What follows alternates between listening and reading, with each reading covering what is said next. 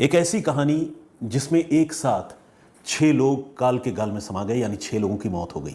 उस मामले में पुलिस ने अब जाकर तकरीबन 7 साल बाद इस मामले में एक आरोपी को गिरफ्तार किया है। कौन है वो आरोपी, पुलिस के पास अब क्या सबूत मिले हैं, 7 साल तक पुलिस क्या करती रही, ये सारी बातें मैं आपको बताऊंगा। लेकिन उससे पहले आइए पूरे घटनाक्रम पर सिलसिलेवार तरीके से एक बार नजर डालते हैं, जिससे आप सबके लिए पूरी कहानी शीशे की तरह साफ हो जाए। रांची में एक जगह है कोकर, और ये एक इंडस्ट्रियल एरिया है बेसिकली, लेकिन उसके साथ ही कुछ रिहायशी इलाके भी हैं। और रांची बहुत तेज़ी से ग्रो करने वाला एक शहर है, झारखंड की राजधानी है, और ऑब्वियसली मेरे होम स्टेट का मामला है।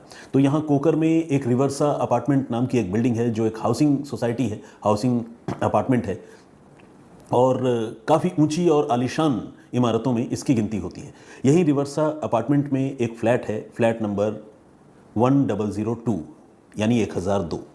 यहाँ पर डॉक्टर सुकांतो सरकार रहते थे। सुकांतो सरकार डॉक्टर तो थे ही, लेकिन वो आर्मी से रिटायर्ड थे, और उनकी पूरे समाज में बड़ी प्रतिष्ठा थी, बहुत इज्जत थी। एक तो एक्स आर्मी मैन और ऊपर से डॉक्टर, तो इतनी चीज़ें समाज में प्रतिष्ठा दिलाने के लिए काफ़ी होती हैं। और उसके बाद अगर इंसान का व्यवहार अच्छा हो, लोगों से बोलचाल अच्छी हो, तो फिर सोने पे सुहागा वाली बात होती है। तो डॉक्टर सुकांतों के साथ कुछ ऐसा ही था। पूरे शहर में उनको लोग काफ़ी मान सम्मान देते थे। डॉक्टर सुकांतो का एक बेटा भी है, बेटा था, बल्कि मैं ये कहूँगा समीर उनका नाम था। और समीर जो है नोएडा में रहते थे और एक बड़ी कंपनी के साथ अच्छे पोस्ट पर काम करते थे। तो कुल मिलाकर सरकार परिवार कभी रांची कभी नोएडा, इस तरह से उनका आना जाना चलता रहता था। रांची में भी उनका मकान था, नोएडा में भी उनका मकान था, और किसी बात की कोई कमी नहीं थी पूरे परिवार में। 2006 में उनके बेटे समीर सरकार की शादी हुई, और शादी हुई कोलकाता की एक लड़की से जिसका नाम था मधुमिता। मधुमिता जो है उसके साथ बड़ी धूमधाम से घर वालों ने शादी कराई, और मधुमिता ने घर आते ही सबका दिल जीत लिया। बहुत अच्छी बहू साबित हुई, परिवार में खुशियां ही खुशियां, किसी बात की कोई कमी नहीं। सास ससुर, इकलौता बेटा, मधुमिता बहू, सब कुछ बहुत बढ़िया चलता रहा। और ये शादी हुई 2016 में, जैसा कि मैंने आपको बताया। इसके बाद सब कुछ ठीक था परिवार में, किसी बात की कोई कमी नहीं थी। लेकिन कुछ साल गुजरे, 2006 में शादी हुई थी, आई एम सॉरी अगर मैंने 16 कहा हो, तो सब कुछ ठीक ठाक चल रहा था। लेकिन कुछ साल गुजरे और 9 अक्टूबर 2016 को अचानक रांची के रिवर्सा अपार्टमेंट के इसी फ्लैट से एक भयानक खबर बाहर निकली। वो भयानक खबर ये थी कि एक साथ इस परिवार के 6 लोगों की मौत हो गई थी। जी हाँ, एक तो मौत हुई खुद डॉक्टर सुकांतो सरकार की, फिर उनकी पत्नी जिनकी उम्र तकरीबन 60 साल की थी, अंजना सरकार, उनकी, बेटा जिनकी उम्र तकरीबन 35 साल की थी, समीर सरकार, उनकी, और सुकांतो सरकार के भतीजे की पत्नी मौमिता सरकार की, और भतीजे की एक छोटी सी बेटी थी समिता, उसकी भी मौत हुई, और साथ में मौमिता की एक बेटी थी सुमिता, उसकी भी मौत हुई। तो कुल मिलाकर 2 छोटी बच्चियां थी। खुद सुकांतो सरकार थे, उनकी पत्नी थी, उनका बेटा था, और उनकी भतीजे की बीवी थी, यानी उनकी दूसरी बहू थी। इस तरह से परिवार में एकाएक 6 लोगों की मौत हो गई। और जब रांची में इन 6 मौतों की खबर बाहर निकली, तो आप समझ सकते हैं कि पूरे शहर में कैसी सनसनी फैली होगी, क्योंकि इस तरह के मामले आमतौर पर बहुत ही दहलाने वाले होते हैं, और लोगों के लिए यकीन करना मुश्किल होता है कि एक साथ एक मकान के अंदर 6 लोगों की मौत हो जाए। कैसे हुई ये मौत, पुलिस जब मौका वारदात पर पहुंची तो कैसे पुलिस को इसके बारे में पता चला, ये सारी बातें अब मैं आपको बताता हूं। हुआ ये कि 9 अक्टूबर 2016 को वहीं उसी शहर में रहने वाले सुकांतो सरकार का जो भांजा है, वो लगातार अपनी मामा को और मामा के तमाम घर वालों को फ़ोन कर रहा था, लेकिन वो कोई रिस्पॉन्ड नहीं कर रहे थे, फ़ोन नहीं उठा रहे थे। इस बात से भांजा काफ़ी परेशान हुआ, और पहले तो वो वहाँ मौके पर पहुँचा रिवर्सा अपार्टमेंट में, लेकिन जाकर देखा कि मकान का दरवाज़ा बाहर से बंद है। इसके बाद उसने पुलिस को इत्तला दी, पुलिस मौके पर पहुँची, दरवाजे को किसी तरह से खोला गया, और जब लोग अंदर दाखिल हुए तो अंदर का मंजर भयानक था। अंदर 6 में से 5 लोग मौत के मुंह में समा चुके थे। अकेले सुकांतो सरकार थे जिनकी सांसें अभी भी चल रही थी। 5 लोगों के बारे में सबसे पहले मैं आपको बताऊं, ये 5 लोग एक ही कमरे में थे, जिनमें खुद सुकांतो के बेटे तो थे ही, समीर सरकार सुकांतो की धर्मपत्नी थी, और उनके भतीजे की बीवी थी, यानी सुकांतो की बहू और बाकी 2 छोटी छोटी बच्चियां। और इसके अलावा दूसरे कमरे में सुकांतो सरकार अकेले थे, फर्श पर पड़े हुए और खून से लथपथ थे, और पास में ही एक बड़ा सा चाकू भी पड़ा हुआ था। लेकिन ये जो बाकी 5 लोग थे, इनके शरीर पर किसी तरह का कोई चोट का विजिबल मार्क या निशान नहीं था। पुलिस ने इन डेड बॉडीज़ को रिकवर किया, रिकवर करके फ़ौरन जो है पोस्टमार्टम के लिए भिजवाया। पूरे सीन ऑफ क्राइम का बहुत बारीकी से मुआयना किया। चूँकि सुकांतो की सांसें चल रही थी तो उनको उठाकर हॉस्पिटल भिजवाया गया इलाज के लिए कि शायद उनकी ज़िंदगी बच जाए। लेकिन कुछ घंटों तक मौत से 2-2 हाथ करने के बाद उनकी भी सांसें उखड़ गई और उनकी भी मौत हो गई। इस तरह एक परिवार के 6 लोग अचानक मौत के मुंह में चले गए। जब पोस्टमार्टम रिपोर्ट आई, इस मामले की जांच आगे बढ़ी तो पता चला कि परिवार के जो बाकी 5 लोग हैं जिनकी मौत पहले हो गई थी, उनके शरीर में एनेस्थीसिया का ओवरडोज भी था और साथ ही कुछ जहरीली चीज़ भी थी जिसे शायद इंजेक्ट करके उनकी बॉडी में डाला गया था। और ये क्लियर कट जो है, एक तरह से देखा जाए तो किसी ने उनके शरीर में ये सारी चीज़ें एडमिनिस्ट्रेट की थी। और उस घर में जो एक इकलौता शख्स था जिसकी मौत दूसरे तरीके से हुई थी, वो खुद सुकांतो सरकार थे और उनके पेट में चाकू लगा हुआ था। 2 दिनों तक या कुछ घंटों तक संघर्ष करने के बाद आखिरकार उनकी भी मौत हो गई। पुलिस ने अब और परिवार वालों से बातचीत करने की शुरुआत की और साथ ही ये भी पता किया कि परिवार के बाकी लोग कहाँ थे।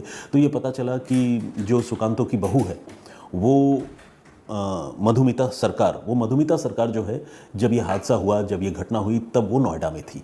और जाहिर है जब नोएडा में थी तो वो बच गई, वो इस मौत का शिकार नहीं बनी। लेकिन बाकी के सारे लोग, यहाँ तक कि खुद मधुमिता का पति समीर, वो भी इस वारदात का शिकार हो गया।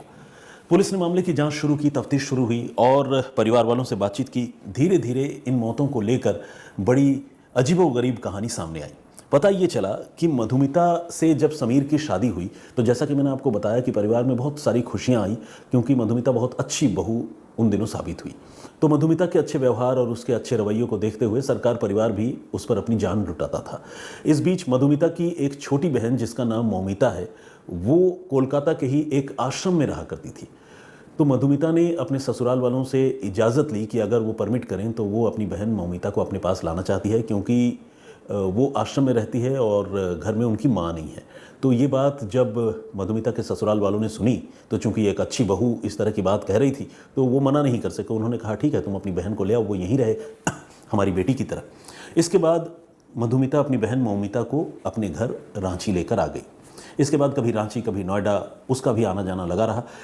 धीरे धीरे मौमिता ने भी जो है ठीक अपनी बड़ी बहन की तरह सरकार परिवार का दिल जीत लिया, और कुछ ऐसा दिल जीता कि सरकार परिवार ने उसे भी अपने घर की बहू बनाने का फैसला किया। और फिर सुकांतो सरकार ने अपने भतीजे, जिसका नाम पार्थिव है, पार्थिव के साथ मौमिता की शादी करा दी। अब मौमिता उनके घर की दूसरी बहू बन चुकी थी, यानी सुकांतो सरकार के भतीजे की बीवी बन चुकी थी। लेकिन मौमिता रहती थी जो है वो इन्हीं के साथ, इन्हीं के परिवार में, सुकांतो सरकार के परिवार में। यानी अब इस परिवार में कुल 7 लोग थे। पार्थिव अलग रहता था, जाहिर है कभी वो अपने हस्बैंड के पास जाती भी थी, आना जाना लगा था, ऐसा नहीं है कि रिश्ते में कोई कमी थी। लेकिन सुकांतो के परिवार में जो है कुल 7 लोग थे। सुकांतो, उनकी बीवी अंजना, माफ़ कीजिएगा बेटा समीर, और जो बहू है मधुमिता वो, अब दूसरी बहू आ चुकी थी मौमिता, और दोनों मतलब बहुओं की एक एक बेटियाँ, यानी आप कह सकते हैं कि एक बेटे की बेटी और एक भतीजे की बेटी। तो ये उनका कुल 7 लोगों का परिवार था। लेकिन धीरे धीरे रिश्तों में ट्विस्ट एंड टर्न्स आने लगे। हुआ ये कि जो छोटी बहन थी मधुमिता की, या उस घर की छोटी बहू थी मौमिता, वो जो है सरकार परिवार के तमाम लोगों के दिलों पर राज करने लगी। और कुछ इतना राज करने लगी कि लोग जो है बड़ी बहन या बड़ी बहू से छोटी बहन को कंपेयर करने लगे और छोटी बहन पर ज़्यादा प्यार लुटाने लगे, छोटी बहू को ज़्यादा प्यार मिलने लगा। और यहीं से 2 बहनों, जो बाद में आप कह सकते हैं कि जेठानी और देवरानी भी बन चुकी थी, उन दोनों के बीच में एक जेलसी की शुरुआत हुई। और जेलसी की शुरुआत ऐसी हुई कि फिर उसने पूरे परिवार को अपनी लपेटे में ले लिया। मधुमिता जो बड़ी बहू थी, उसके साथ अब उसके पति के रिश्तों में खटास आने लगी। मधुमिता ने अपने पति समीर पर यह इल्ज़ाम लगाना शुरू कर दिया कि समीर के इलिसिट रिलेशन, नाजायज़ संबंध, अपने भाई की बीवी मौमिता से है, यानी खुद वो अपनी बहन को भी इस मामले में इन्वॉल्व बता रही थी। इससे भी आगे बढ़कर मधुमिता ने इल्ज़ाम यहाँ तक लगा दिया कि ये जो मौमिता है मेरी बहन, इसकी अपने ससुर से, यानी मेरे भी ससुर से इलिसिट रिलेशनशिप हैं। अब इस तरह का इल्ज़ाम जब एक इतने प्रतिष्ठित आदमी और उनके परिवार पर लगेगा तो आप समझ सकते हैं कि वहाँ कैसा भूचाल आएगा। तो पूरा सरकार परिवार जो है इस तरह के इल्ज़ामों से हिल गया था। ऊपर से मधुमिता जो है अक्सर डाउरी एट्रोसिटी का केस दर्ज कराने की धमकी देती थी। कई एनजीओज़ के लोगों को मधुमिता की ओर से इस मामले में इन्वॉल्व किया गया, जो आकर वक्त वक्त पर सरकार परिवार को चेतावनी देते थे। आप चेतावनी कह लीजिए या डराने धमकाने की बात कह लीजिए, इस तरह की चीज़ें हुआ करती थी। कई बार घर में पुलिस भी आई और इसकी वजह से पूरा सरकार परिवार जो है वो काफ़ी मेंटल टर्बुलेंस से गुजर रहा था। बहुत उथल पुथल उनके जीवन में, उनकी ज़िंदगी में चल रही थी और इस उथल पुथल का रिज़ल्ट जो है वो आया 9 अक्टूबर 2016 को।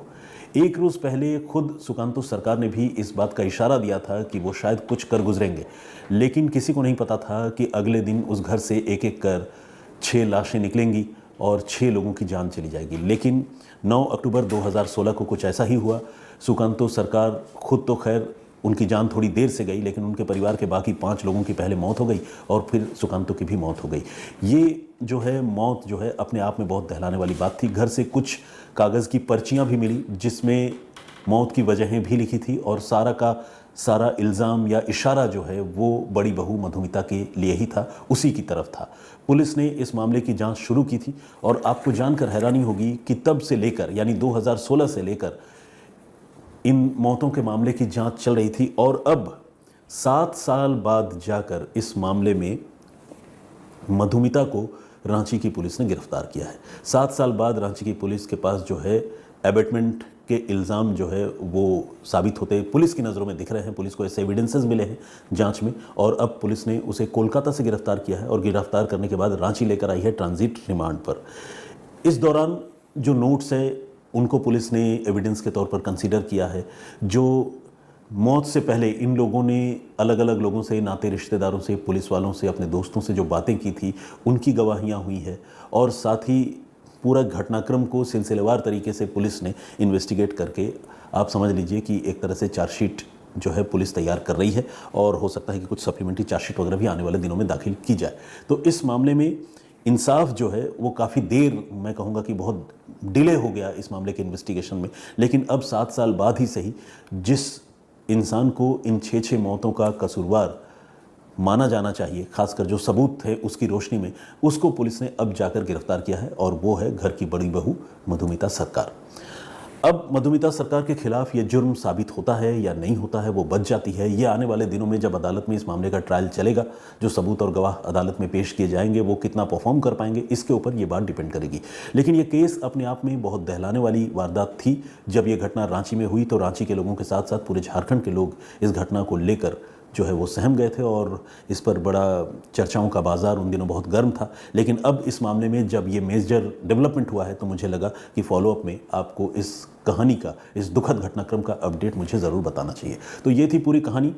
हम उम्मीद करते हैं कि आने वाले दिनों में जो गुनहगार हैं, जो दोषी हैं, उसे इस मामले में सज़ा ज़रूर मिलेगी।